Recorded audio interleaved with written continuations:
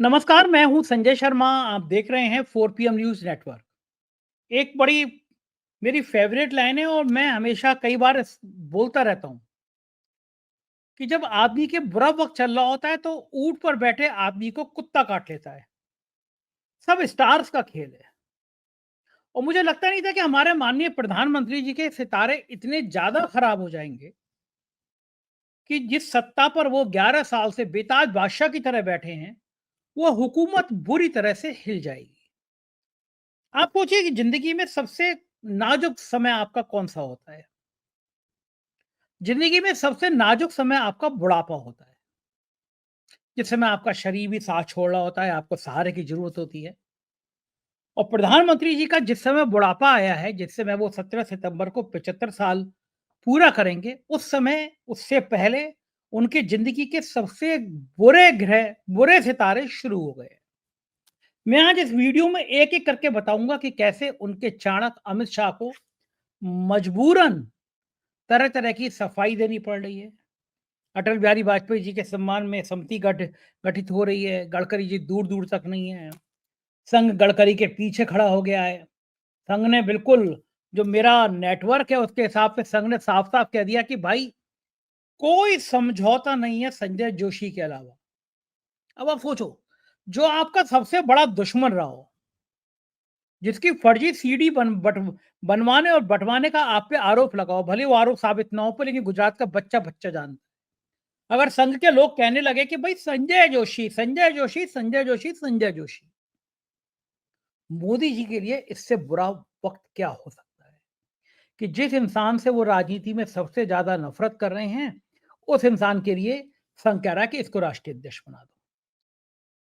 मोदी जी के लिए इससे बुरा वक़्त क्या हो सकता है कि जगदीप धनखड़ जैसा व्यक्ति जो उनके आगे यूँ-यूँ करता रहता था, वो बगावत कर दे, वो अमित शाह का फ़ोन तक ना उठाए और उसके बाद सांसदों के हस्ताक्षर कराने पड़े कि भई अगर तुमने इस्तीफ़ा नहीं दिया तो हम तुम्हारे खिलाफ ये कर देंगे, वो कर देंगे टाइप के और धनखड़ गायब हो जाएँ, पता ही नहीं चले। तमाम विपक्ष ये पूछे कि धनखड़ कहाँ हैं? धनखड़ कहाँ गायब हो गए? और धनखड़ का कहीं अता-पता ना हो। ये सारी परिस्थितियाँ बता रही हैं कि आपके सितारे वास्तव में खराब हो गए। राहुल गांधी ने बिहार में जिस तरह से तेजस्वी यादव के साथ मिलकर माहौल क्रिएट किया, जिस तरह राहुल गांधी, तेजस्वी और अखिलेश यादव भी इसमें शामिल हो रहे हैं और गली-गली देश के गली-गली, मोहल्ले-मोहल्ले, कस्बे-कस्बे, शहर-शहर, डगर-डगर में नारा लगाए। आप बस पूछिए किसी से वोट छोड़, लोग कहेंगे गद्दी छोड़। ये नारा लगा था, जेपी के टाइम में लगा था। सिंहासन खाली करो कि जनता आती है, लगा था नारा। लेकिन इस समय मोदी जी का जब जलजला हो, उस समय नारा लग जाएगा, वोट छोड़, गद्दी छोड़। मेरे ज्योतिषी ने राजीव नारायण शर्मा जो मेरे यहाँ ज्योतिष करने आते हैं, जब ट्रंप सत्ता संभाली, तो उन्होंने कहा कि ट्रंप के रूप में जीवन का सबसे बुरा वक़्त उनका शुरू हुआ है। ट्रंप मोदी के लिए राहु बन के आए हैं, मोदी के लिए काल बनकर आए हैं। तो मुझे लगा कि ये कैसी बातें कर रहे हैं राजीव नारायण जी।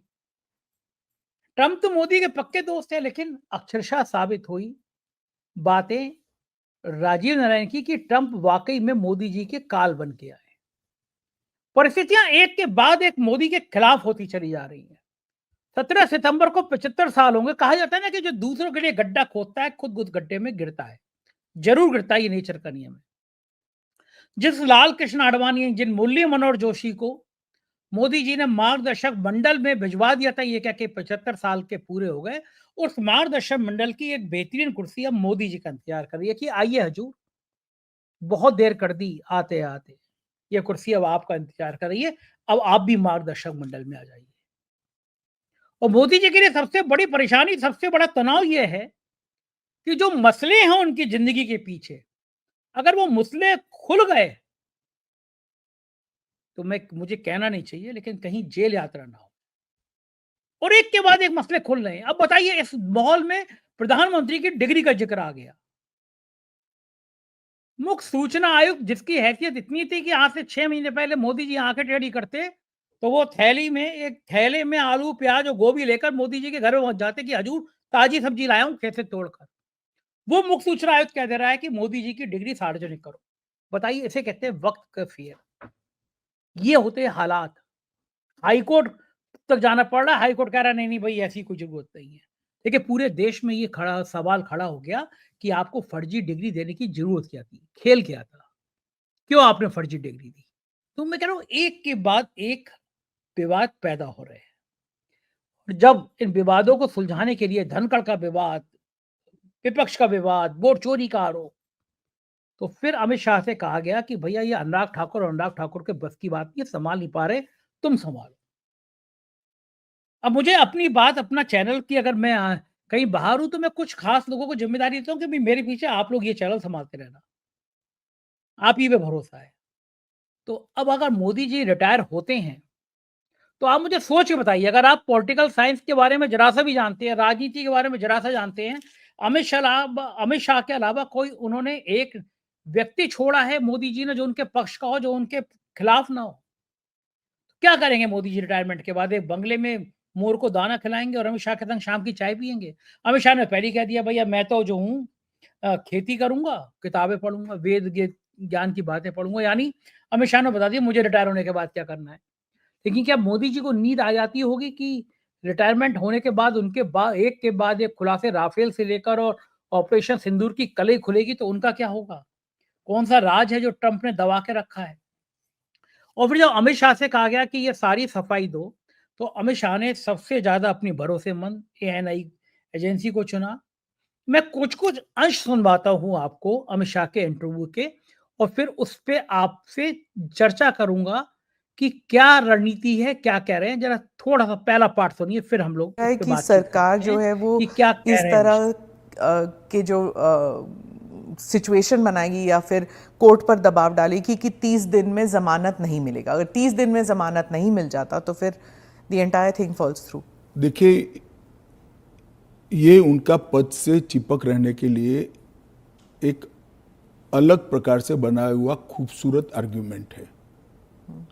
मैं मानता हूं हमारी कोर्ट्स संवेदनशील है और जब किसी का पद जाता है तो निश्चित रूप से कोर्ट समय मर्यादा में उनकी जमानत के फैसले करेंगे, जो भी होगा उसका। मैं विपक्ष के लिए नहीं लिखा, पक्ष विपक्ष जो भी होगा, इसकी जमानत के फैसले तुरंत ही करने की पद्धति भी डेवलप होगी, ऐसा मेरा स्पष्ट मानना है। वो तो कहते हैं कि पॉलिटिक्स ऑफ वेंडेटा होगा क्योंकि जो इन्वेस्टिगेटिंग ऑफिसर है, जो पुलिसिंग है, वो सब सेंट्रल के कमांड में आ जाता पूरी है। चीज में से आपकी सरकार है तो फिर पूरी मैं आपसे चीज में से पूछूंगी। कोर्ट को बाहर ही रख रही हो। तो कोर्ट जाने से पहले इन्वेस्टिगेशन भी तो होगा ना। इन्वेस्टिगेशन तो पुलिस के हाथ में मैं समझ गया, इन्वेस्टिगेशन हो गया, गलत हुआ, मान लीजिए आरोप भी मान लीजिए, अरेस्ट भी गलत हुई, तो 30 दिन में कोर्ट कहेगा अरेस्ट गलत है। और वेंडेटा की बात कांग्रेस पार्टी कर रही है, इनको शोभा नहीं देता जी। पर ये फिर वही पॉलिटिक्स की बात हो गई ना, क्योंकि आप कह रहे हैं कि इतने सारे राज्य हैं जहां पर बीजेपी के चीफ मिनिस्टर्स हैं, लेकिन वो तो टारगेट में नहीं होंगे। वो तो कह रहे हैं कि जहां पर बीजेपी की सरकार नहीं है वहां के चीफ मिनिस्टर्स को आप टारगेट बनाएंगे, खासकर ये जो इंडिया अलायंस के जो चीफ मिनिस्टर्स हैं। देखिए, मैं अभी भी कहता हूं कि भारतीय जनता पार्टी और एनडीए शासित जो राज्य हैं वहाँ कोई भी करप्शन या हमारे मंत्री या मुख्यमंत्री के खिलाफ केस है, उनका आरोप मान लीजिए, मानने के लिए ये फर्जी आरोप है, मगर एक सेकंड के लिए मान लीजिए कि कानून का काम नहीं करेगा, तो कोई भी व्यक्ति कोर्ट के सामने जा सकता है और कह सकता है कि इनके सामने एफआईआर दर्ज करने का आदेश दीजिए। और जब उनकी सरकार थी और वो ऐसा करते थे, तब बहुत सारी जांच कोर्ट के आदेशों से शुरू हुई है। यूपीए 2 में कम से कम 12 केस में गिना सकता हूं जहां कोर्ट के ऑर्डर से सीबीआई की जांच हुई है और सारे लोग फंसे हैं। जरा अब इस बिंदु पे चर्चा कर लेते हैं कि कोर्ट तय करेगा। जजों को अब अलग रखिए, कितने भोले भाले हैं। जज लोया का नाम याद है हमेशा जी? क्या हुआ वो बात आपको याद है? और जो बीजेपी के और एनडीए के शासित राज्य हैं वो तो कितने अच्छे हैं, उनमें कोई मंत्री कोई मुख्यमंत्री बेईमानी नहीं है। एक नेता थे, उनके भ्रष्टाचार के ऊपर एक किताब निकाली थी आपने, भारतीय जनता पार्टी ने निकाली थी, कहा था कि देश का सबसे करप्ट नेता है ये। क्या वो वाले नेता तो नहीं थे जो आजकल हेमंत बिस्व शर्मा के नाम से असम के मुख्यमंत्री हैं? अमित शाह जी, आपने तो कभी भारतीय जनता पार्टी तो नहीं कहा था ना आपने कि एक नेता है कांग्रेस का जिसका नाम हेमंत बिस्व शर्मा है, जिसने इतने भ्रष्टाचार किए। आपने तो नहीं कहा होगा। और आपने फडणवीस साहब ने बिल्कुल नहीं कहा होगा था कि चक्की पिसिंग हजारों करोड़ के घोटाले का आरोपी चक्की पिसिंग मोदी जी ने भी नहीं कहा होगा। और आपने तो एकदम उसको डिप्टी सीएम नहीं बनाया होगा ना महाराष्ट्र का। आप तो इतने नैतिकता वाले हैं। ये देश जान गया है कि आप 30 दिन का ये कानून क्यों लेकर आए हैं कि मुख्यमंत्री जेल जाए 30 दिन और आप उसको हटा दें। सैकड़ों करोड़ रुपए की रिश्वत ली अरविंद केजरीवाल ने, 1 रुपया बरामद नहीं कर पाई ईडी इनकम टैक्स। और कितने महीने संजय सिंह और अरविंद केजरीवाल जेल में रह गए। ईडी का 0.5% रेशियो है अपराध साबित करने में। अगर 1000 लोग पकड़े गए तो 0.5%, 1% भी नहीं है। लेकिन होता क्या है, महीनों महीनों जेल में रह लेता है आदमी। हेमंत सोरेन को भी आपने ऐसी जेल भेजा था ना। आपने सपने में भी नहीं सोचा था ना कि हेमंत सोरेन आपके गले की हड्डी बन जाएंगे। अमित शाह जी, दिल पे हाथ रख के कह दीजिए कि क्या आपकी रणनीति यही नहीं है कि इसी रणनीति से मंत्री और मुख्यमंत्री हटा दिए जाएं? और विपक्ष के आरोप पे क्या कह रहे हैं अमित शाह, जरा मैं आपको वो सुनवाता हूँ, सुनिए। जो दायरा है, क्या आप स्पष्ट कर सकते हैं कि गंभीर आप आरोप क्या स्पष्ट है? कर सकती है क्या? हाँ, तो वही मैं आपसे हाँ, तो जरा पूछिए आरोप। तो क्या आरोप हो सकते हैं? कैपिटल मतलब मर्डर, रेप, ऐसे वाले जो नहीं, पहले विपक्ष का इस बिल में विरोध क्या है वो तत्वतः आप बता सकती है क्या? इसका मूल विरोध का कारण जो विपक्ष ने मीडिया को समझाया होगा, हाँ, वो आप हमें बताइए पहले। तो वो तो कह रहे हैं कि आप इस बिल के जरिए आप जो इलेक्टेड रिप्रेजेंटेटिव है, जिनके पास मैंडेट है और जिनका जनाधार से कनेक्शन है, आप उसको उलट रहे हैं और आप 30 डेज में आप बेल नहीं मिलेगा तो वो हट जाएंगे। और ये तो it is like political suicide या पॉलिटिकल मर्डर। देखिए, इस देश में आज एनडीए के मुख्यमंत्रियों की संख्या ज्यादा है। प्रधानमंत्री भी एनडीए के हैं, श्री नरेंद्र मोदी प्रधानमंत्री। तो ये बिल सिर्फ विपक्ष के लिए क्वेश्चन खड़ा नहीं करता, हमारे मुख्यमंत्रियों के लिए भी क्वेश्चन खड़ा करता है। मैंने जो सुना वो कह रहे कि आपके लोगों के सामने एफआईआर नहीं होती है। ये जनता को गुमराह करे। उनको मालूम है कि किसी भी व्यक्ति के खिलाफ आरोप है तो आप पब्लिक इंटरेस्ट लिटिगेशन के माध्यम से कोर्ट के सामने जा सकते हैं। कोर्ट ऑर्डर करेगी कि इनके खिलाफ एफआईआर करो। अगर ज्यादा ही गंभीर मामले हैं तो कोर्ट मॉनिटर भी करती है। इसमें कितने भोले हैं अमित शाह जी और कितनी भोली हैं स्मिता प्रकाश। कोर्ट के सामने पीआईएल करो, जनहित याचिका करो। अमित शाह जी ने कहा था कि पत्रकार को एक्टिविस्ट नहीं होना चाहिए, पीआईएल नहीं करना चाहिए।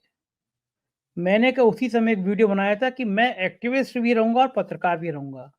कोविड में लाशें जिस तरह गंगा में फेंकी गई, मैंने उसके खिलाफ एनजीटी में एक एक्टिविस्ट के रूप में भूमिका अदा करी, शिकायत करी। एनजीटी ने भारत सरकार को और सारे सरकारों को, यूपी बिहार को नोटिस जारी किए। ये बात अलग है कि दबाव कितना होता है। आप कह रहे हैं कि कोर्ट में चले जाओ, कोर्ट आदेश करेगा।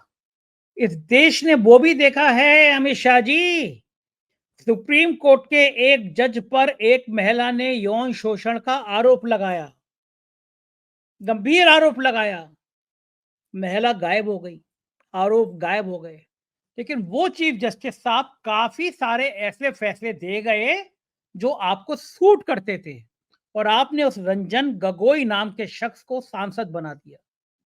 ये बात अलग है कि देश के लोग आज उसके शख्स को लिए कितने बेइज्जत भरे शब्दों का इस्तेमाल करते हैं कि इसने लोकतंत्र की हत्या करी।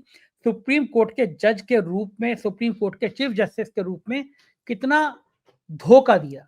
और अमित शाह जी, वो भूल गए आप, मोदी जी चंद्रचूड़ साहब के घर, चीफ जस्टिस के घर पे गणेश पूजा करने आए थे।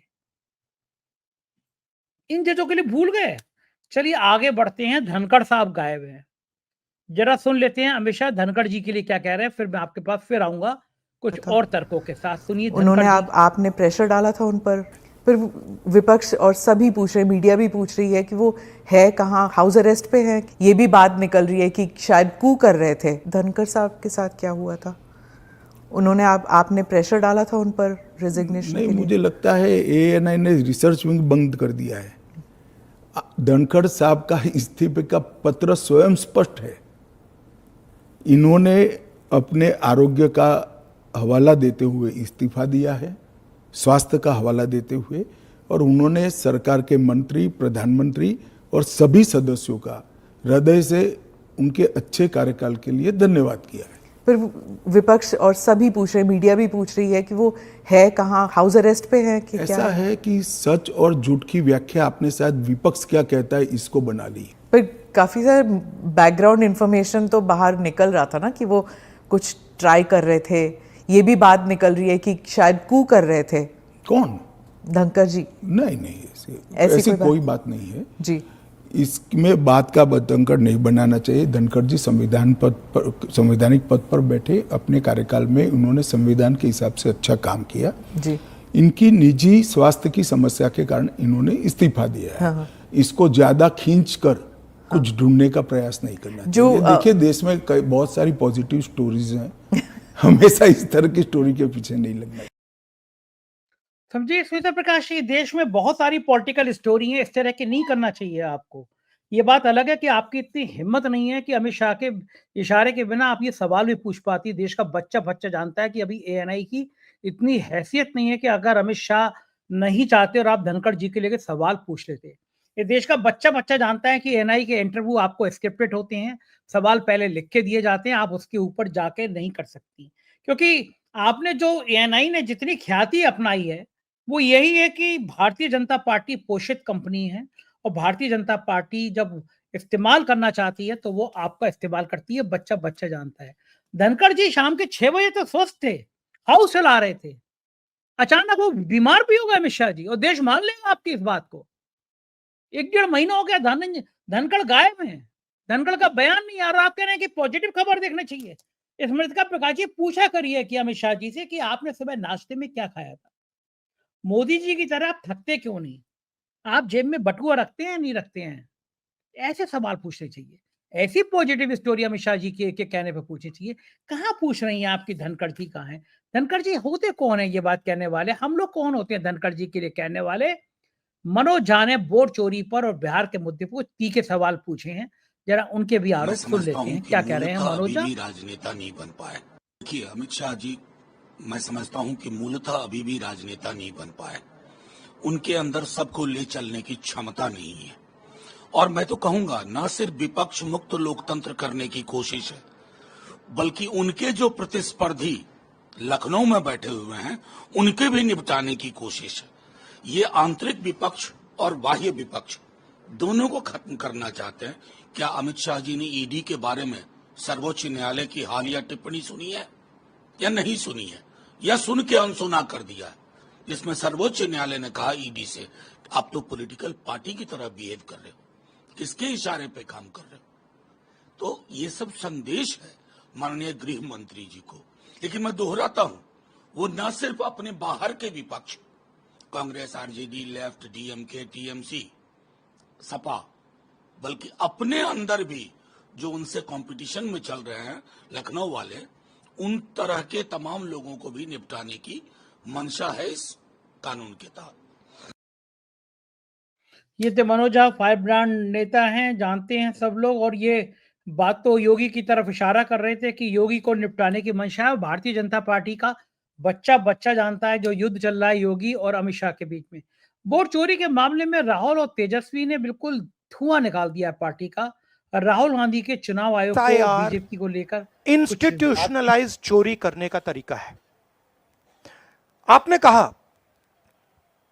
कि लाखों वोटर के नाम कट गए, ऑपोजिशन शिकायत कर रही है, मगर बीजेपी एक शिकायत नहीं कर रही। कहीं भी उन्होंने नहीं कहा कि भाई वोटर कट रहे हैं। यह सच्चाई है कि वोटर कटे, 65 लाख कटे, मगर बीजेपी कुछ नहीं कह रही। क्यों?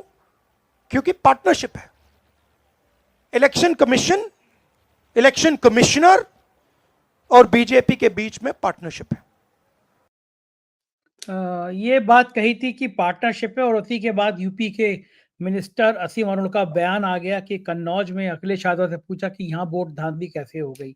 उसके बाद राजनीतिक बवाल अलग है, लेकिन तेजस्वी यादव भी अलग ही फॉर्म में रहते हैं और उनके भी तीखे हमले मैं मोदी सभी को राष्ट्रीय परेशान जनता करते। दल के नमस्कार। मैं सभी राष्ट्रीय जनता दल के नेताओं से, पदाधिकारियों से, कार्यकर्ताओं से और जो हमारे विधायक हैं या विधान परिषद के सदस्य हैं, सांसद हों या जिला के अध्यक्ष हों या प्रदेश और प्रकोष्ठ में जितने हमारे पदाधिकारी हैं और प्रधान महासचिव जिला के और पंचायत अध्यक्ष और जो सक्रिय हमारे कार्यकर्ता हैं, उनसे मैं अपील करना चाहूँगा कि आप सब लोग जो है मिल कर के जो हमारे वोटर्स का नाम काटा गया है उस प्रक्रिया जोड़ने की प्रक्रिया में आप सब लोग मिल कर के लगिए। किसी भी हमारे मतदाताओं का नाम जो है ना छूटे, इसको आप लोग सुनिश्चित कराइए। नाम जिनका भी कटा हो, आप लोगों की जिम्मेवारी है कि हमारे जो मतदाता हैं किसी भी मतदाता का नाम ना छूटे, इसको आप जुड़वाने का काम कीजिए। और ख़ास तौर पे नए लोगों का भी जो है, उन लोगों का भी वोटर लिस्ट में नाम जुड़वाने में आप लोग सब लोग सक्रिय भूमिका निभाएं और सकारात्मक रूप से आप लोग काम करें। लगातार जो है चुनाव आयोग बेईमानी करने पे उतारू है और ये हम सब लोगों की जिम्मेवारी है। हम सब लोग लोकतंत्र और संविधान को जो है बचाने का काम करना है।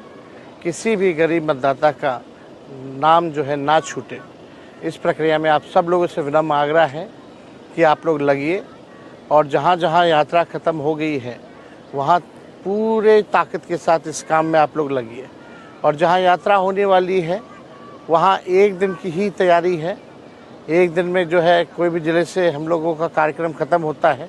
बाकी के दिन जो हैं आप सब लोगों से अपील है कि मतदाता सूची में जो भी गड़बड़ियाँ हैं उसको आप लोग ठीक करवाइए। बहुत बहुत धन्यवाद। ये थे तेजस्वी यादव। बिहार में वोट चोरी का मामला अब पूरे देश का मुद्दा बन गया है। तो ये देश की दुनिया की बड़ी पॉलिटिकल खबरें थी जिसमें मुझे लगा आपसे बातचीत करनी चाहिए। मुझे आपकी राय का इंतजार रहेगा, आपके कमेंट का इंतजार रहेगा। देश की इस राजनीति पर आप क्या सोचते हैं, कमेंट जरूर कीजिएगा। चैनल को सब्सक्राइब और ज्वाइन करिएगा। बहुत बहुत शुक्रिया आपके प्यार के लिए। Thank you.